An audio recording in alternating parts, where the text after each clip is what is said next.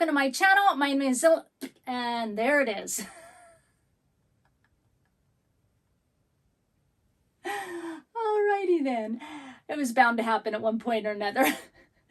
Round two. Hey there, welcome to my channel. My name is Linda. I have a couple of crafts for you today. So what are we waiting for? Let's get started. That's better. Today we'll be working on Rustic Farmhouse home decor crafts. I'm going to bring in my xTOOL M1 Ultra. Let's get started with project number 1. For this project, I like this design like on my iPad, and then I take it to my computer and, work with the machine and stuff like that. So I'm just going to hit the text button down below, and I'm just going to start typing in the words that I want, okay? Yeah, I can do either all on my iPad or all on the computer, or like I said, sometimes I'll just sit and watch TV and design, and then I'll take it to my computer, if I worked with the computer last and the machine's hooked up to it, and so then I'll just finish it on the computer because I can type it all in and kind of start the design here, save it to the xTOOL cloud, and then I can bring it up on the computer and finish from there if I want, but you can work with both machines either way. Now I'm going to hit the both like computer and iOS device either way. Hit the shapes tool down below, and I'm going to pick the arrow here. And then I'm just going to turn it and flip it and make it skinny and however I want to do it, so I don't have to hunt for an arrow, of course.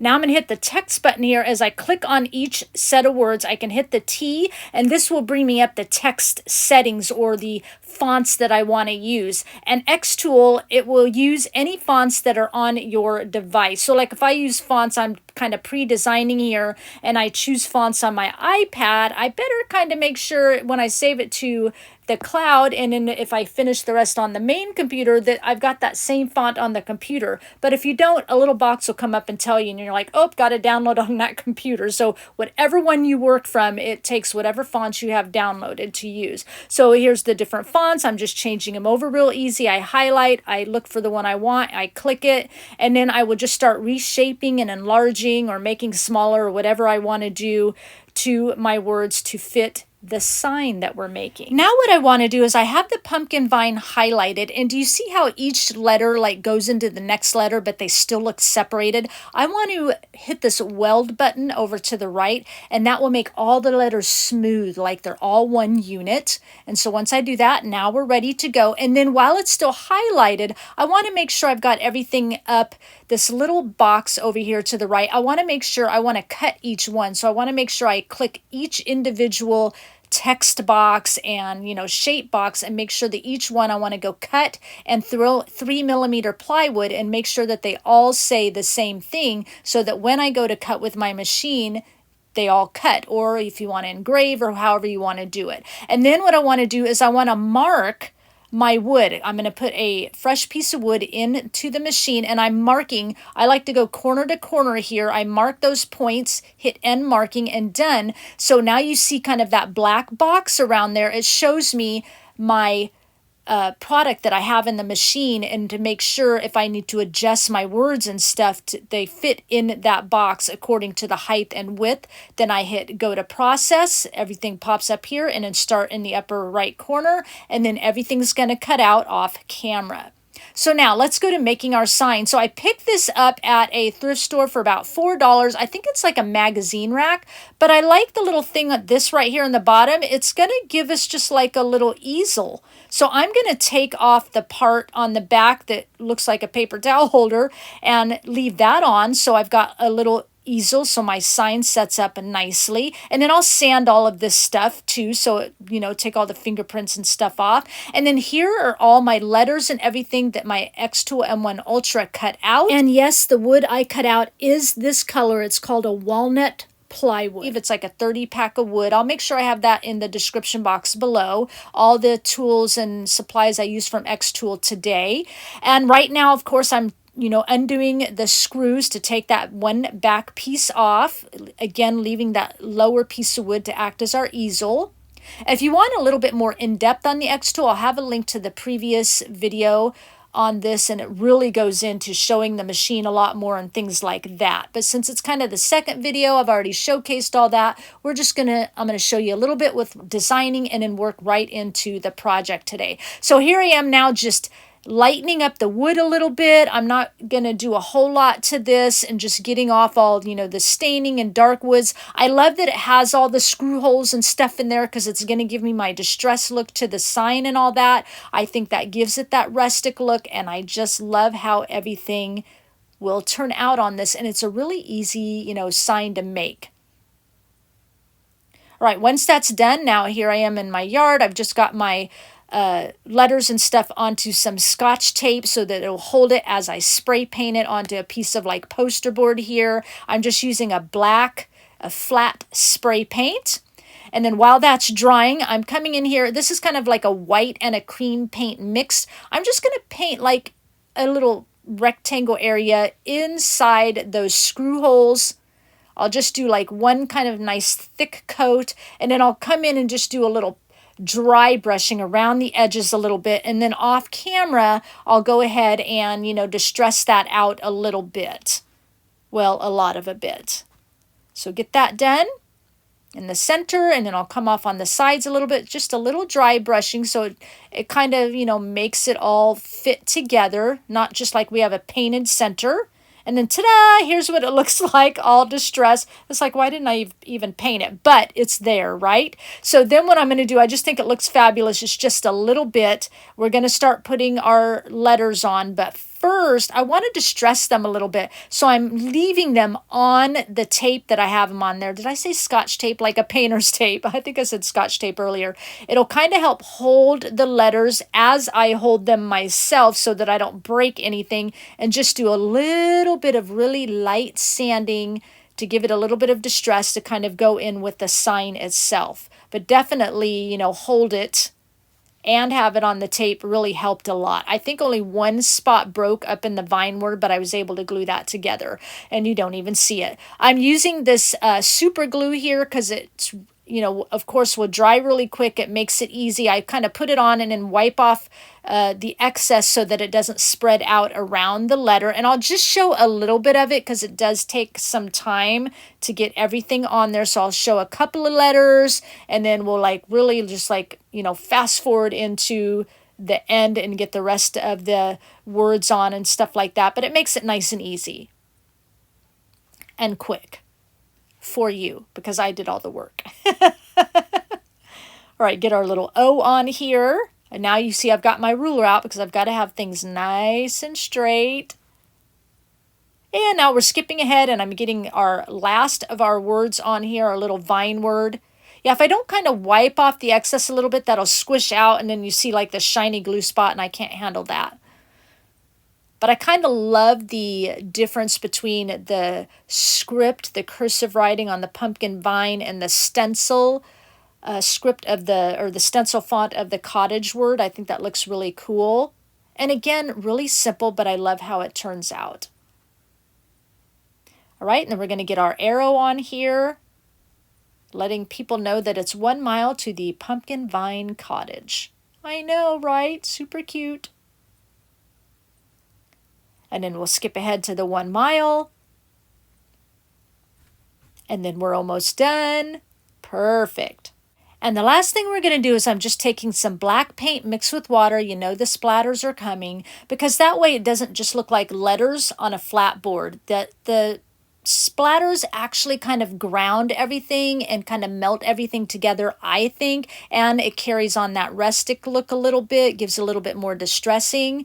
But once I add the splatters, that makes this project complete, and we'll take a look at the final results at the end of the video. Let's move on to project number 2. For this project, again, I'm starting on my iPad, and I'm just coming in here and, you know, I hit the text button again, and I'm bringing in all the different fonts that I want. We're going to make a combination here. I want to cut the wording out in vinyl, and then I want to bring in a cute little pumpkin, and I actually want to print that with the inkjet feature of the xTOOL M1 Ultra machine. I think it's pretty cool because I can cut vinyl and switch over to printing a you know, object as well, and it's just kind of neat that you can do it all with one, machine is just, a 2-second change of changing the different, cartridges out that you need to change out. So I think that's pretty cool. So anyway, I'm getting everything typed in here just like with the last project, and then I'm going to come in and hit the little text box with the line around it and change all my fonts. I'll make sure that the pumpkin patch up above,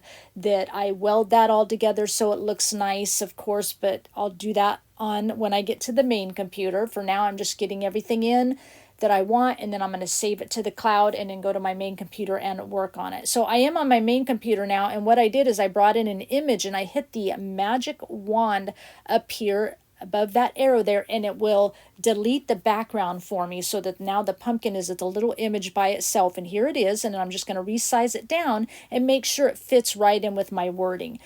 Once I do that, now I'm going to vinyl. So up where this yellow arrow is, I hit fine point blade. That's the module I'm going to be using. You just make sure you put the fine point blade in, and then you can hit the cut pressure and the speed, although it already kind of has it done for you. All right, and then I like to make a second one because at this point I'm not sure how big I want it to be, and I want to come over here to the right box. There's these couple little triangles here, and reverse my image because these are going to be iron on. Okay, and so then of course I have my fine point blade in there. It's just your basic module that's always in there. You just put your little blade cartridge in there. Once that prints out, or cuts out, I guess you should say, it looks like this. I've got it mirror imaged on my iron-on vinyl. And you can use any iron-on vinyl and regular vinyl material that you'd like. And now I'm coming over to the pumpkin, okay? I want to set my parameters here just like I did the first one. So I'm basically off camera, I'm marking how big my piece of fabric is because I'm going to print on some fabric here. So I'm marking from corner to corner diagonally off camera with the machine. Once it's done, I hit done. Now to the upper right where the arrow is, I want to make sure I'm setting my stuff to inkjet printing, and I believe it came up automatically. No, it came up, I think, 100% ink one pass, and I wanted to change it to 2 passes, which you can do right down here in that little box because I wasn't sure how much ink the fabric would pull in, so I thought I better darken it a little bit. And then I just hit process, and then in the lower right corner and then the upper right, it takes me to that screen, and I hit start, and then it will start printing on my fabric here. Now you are going to see some kind of lines in my pumpkin a little bit. I'm okay with that. It did that because my ink is almost out, but it's still printed nicely. It matches with the color fabric I'm using and everything like that. But it's pretty cool. I can go from vinyl cutting to the next step, changing out the module to the inkjet module that you see right up above my fabric there. It says inkjet. Plug all that in, and then it prints it out onto fabric for me. I hadn't done fabric yet. I did on wood in my first video. I'll have that link down below, but onto fabric, I think it looks pretty good. So let's move into our project now. So I have 1, 2, 3, 4 fabrics I'm going to be using here. You don't have to use this many, but I want to make like a patchwork pumpkin. Okay, so I'm going to do 4 fabrics. You can just do 1 plain piece of fabric, but I thought it'd be fun to make a patchwork type pumpkin. And I'm going to cut squares to a 6x6 size because I'm impatient and I don't like to use tiny little squares everywhere. 6x6 takes up pretty much large amount of real estate and will be really quickly and easily to assemble and put together because, like I said, I'm impatient and I don't want to mess with 3,000 tiny little squares or anything like that. So 6x6, I'm going to make 5 rows across, 5 rows down, 30 squares I'm going to hook together. You can do as many or as little as you want. And here I am arranging them kind of how I want the patterns with the 4 different colors and textures and things like that. Now, gluers and sewers can do this option, okay? It's mainly, I'll show you what to do here. It's mainly just making sure pretty sides are together as you glue or sew. So like a gluer, on the second square, you're going to glue along that edge, and that first square, you're going to flip it over onto it so pretty sides are together. Okay, and then once that's done, flip it back over. Then you're going to add glue on the other side of that second square and flip the third square up and over. Once that's glued, flip that open, glue. Take the 4th square up and over the top of the 3rd square. And you're going to, proceed with this process all the way down till all your squares are joined. And it's the same with sewing. You're going to do the same process except with, thread. So here I am. I'm sewing each row separately. And then once I'm done, I've got 5 long strips of all these squares, right? And then we'll take and join each of those horizontal strips, okay? If that makes sense. So I'm getting all mine done here. And now here we are, I've got 5 long strips. So what we're going to do, same thing, we're going to flip one over the other, and you're going to glue or sew down the long line there and attach it. Okay, then you'll flip that one back over, your second one, your second row, put the third row up and over, and glue or sew all the way down, and you're going to repeat that process till you end up with one big mini quilt. One big mini quilt. That sounds funny. Mine is, like I said, pretty big, because I am going to do an almost 26-inch in diameter circle. It's about 25 3/4. I want this to be like a great big pumpkin. So in order to cut it out, I'm going to fold my pattern in half, and then I'm going to fold my fabric in half, and I'm going to lay the fold of the pattern on against the fold of the fabric, and then cut it out that way. Takes up a little less space trying to get this thing, prepped and ready. Once that's cut out, here's our cute little patchwork circle. I love how it looks. I love the colors of the rustic orange and the browns and the plaids and the different, like the corduroy type looking fabric. I just love all the textures of it.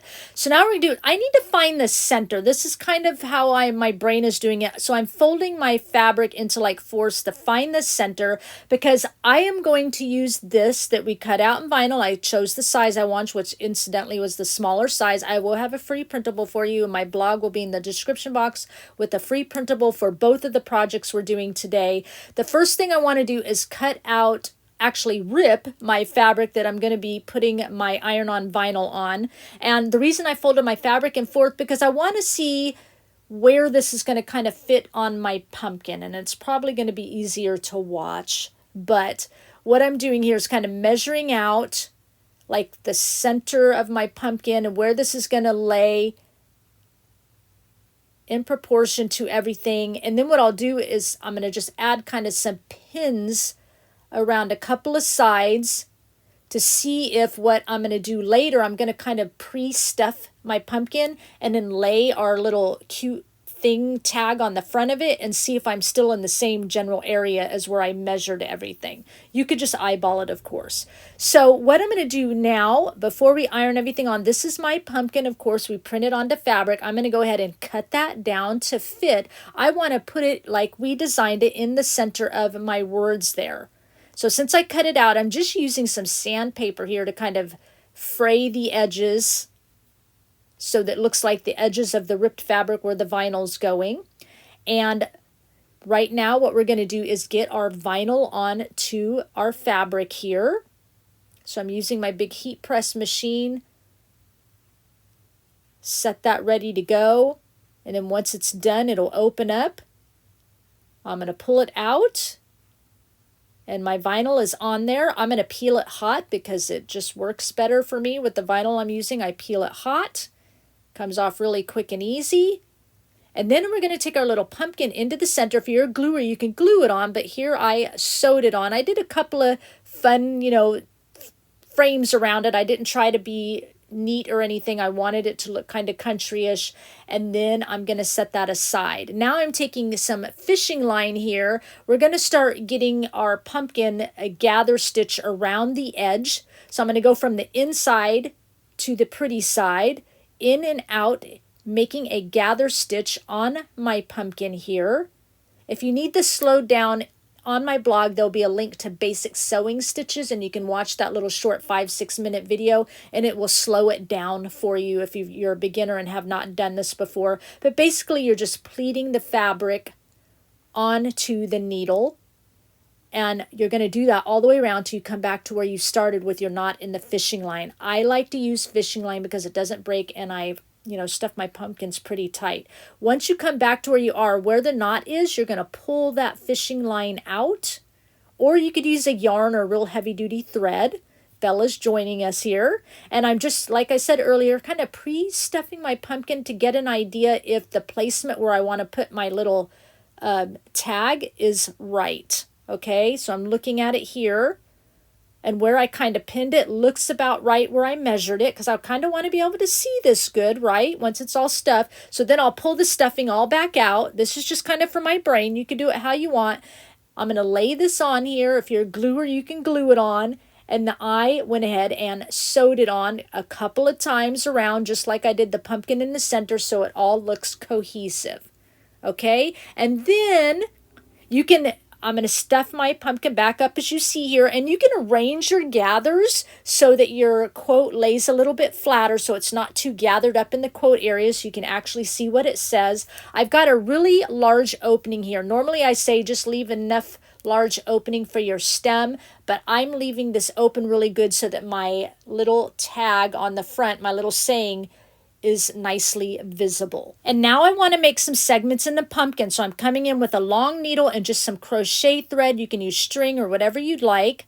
And I'm going to go in through the center and down out the bottom of the pumpkin and wrap it around over the pumpkin, trying to be careful where I place it on our little tag area. And then I'm going to come back through the center again, down the bottom, wrap it around again. And as I keep coming out through the bottom, making each of the segment, wrapping it around the pumpkin and going back down into the center, I try not to bring the the string or the crochet thread out through the same hole. I just try to keep it in a general area so it doesn't keep making the hole in the fabric larger and larger and then it rips it or something like that. Then when I'm on my last segment, I need to tie that off somewhere. So I'm going to find, like you can see right here, I'm finding another, string that I previously did, and I'm going to knot it to that string to hold that last little segment in place. So I'll just kind of come around it and then make a little loop and come through the loop a couple times, knot it off, cut off the excess.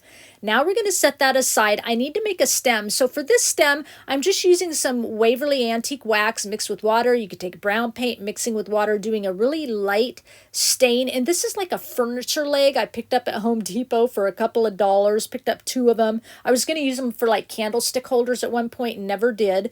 And before I put that in, I need to cover all that batting or whatever you want to call it, cotton filling that you see. So I'm using just some moss. I added a bunch of glue and I'm taking that brown moss I get at Walmart and I'm covering all that cotton up, and then I will add glue to the bottom of my stem and push it right down into that moss and that cotton stuff.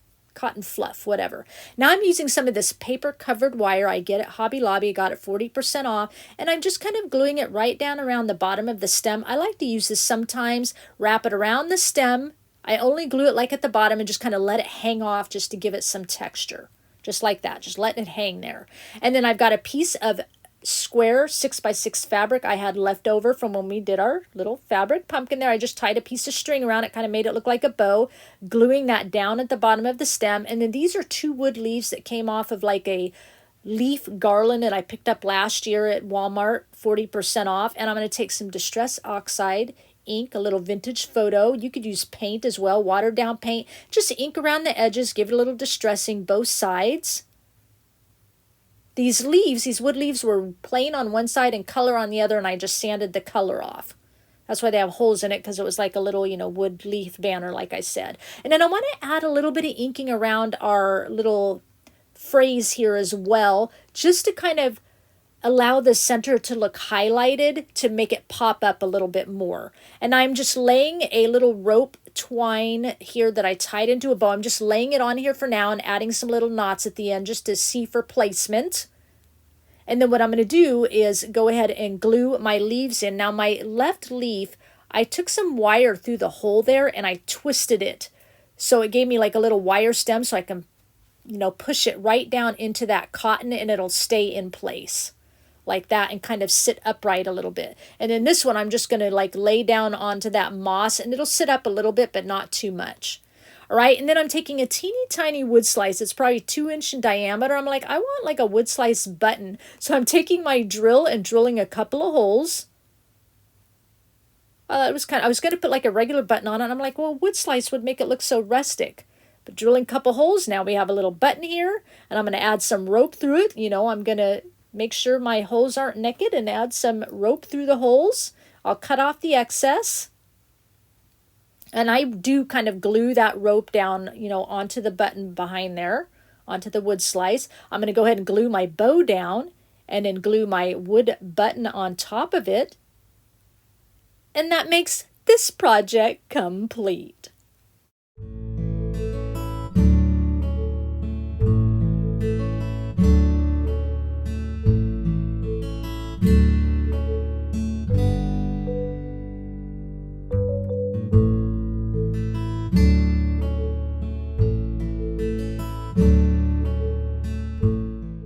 hope you enjoyed both of these projects today. Leave me a comment down below and let me know which project you would make right now. Please give this video a thumbs up. And if you walked in here for the first time, you're just checking things out, you're digging what you saw, make sure before you click off, you hit that subscribe button because it's totally free to make sure you don't miss out on any more videos from me. I'll have all the links down below to the xTOOL M1 Ultra and supplies that I used today. I just wanted to let you know they are having a great sale right now. If any of you watched my first video, if not, the link will be down below in my description box, as I said earlier. But if you were kind of like, I might want to try that, but you just didn't quite want to push the button on that, now you might want to decide. They are having a awesome sale right now, and this machine is actually about $600 off. Anywho, with all that said, let's move on to our last thing, which is one final thought. Your journey in life should take you up the mountain closer to God, but sometimes your journey keeps you in the valley. The road can be long, but you'll never walk it alone. God calls you to each and every step in your life. He brings you to many paths and shows you which one to take. On each path, never fear, because God will provide shade from the scorching sun and streams of water to quench your thirst whenever you have need. He will provide food for your soul and rest when you are weary, but you must trust that God does everything according to His goodness and His purpose. So when you're in the valley, look up, for He will provide a pillar of cloud by day, fire by night, and fear not, because God is with you always. Your walk through the valley may seem long and relentless, but again, fear not, because one day, when you think that you can't travel any farther in that valley, you'll notice you've actually arrived at the foot of God's mountain. You see, it was His plan the whole time to lead you in all His ways. So as you are weary, lean into God as He picks you up and carries you to the top. Then, as you rest in His presence, He will make you new. He will allow the rains to fall, letting your cup overflow with His grace. He will also renew your strength. Then you will soar on wings like eagles. You will run and not grow weary. You will walk and not be faint. Whatever you may be facing, know this: God is passionate, abounding in His love for you, and whenever you step out in His name, His mercy will follow you all the days of your life. No matter how long you've been in the valley, waiting for your turn on the mountaintop, God's mercy will be new for every morning you face. Grab hold of that. Grab hold of Him, and there you will find His peace, which surpasses all understanding, and it will strengthen you and leave you with the hope you need to carry on. I thank you for sharing your time with me, and I'll talk with you again soon. Bye.